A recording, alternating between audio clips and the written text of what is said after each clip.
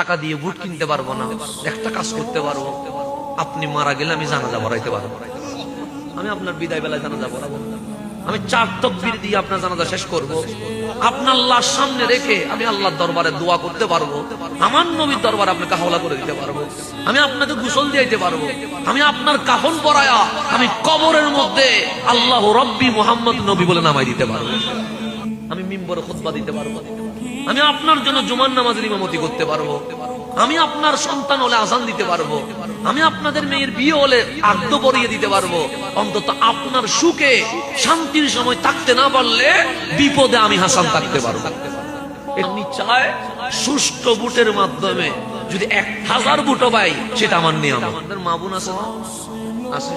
তাদেরকে যাইয়া ইউটিউবে শুধু হাসানা জারি লিখে ভিডিওটা দেখাবেন, এটা তোমার ছেলে,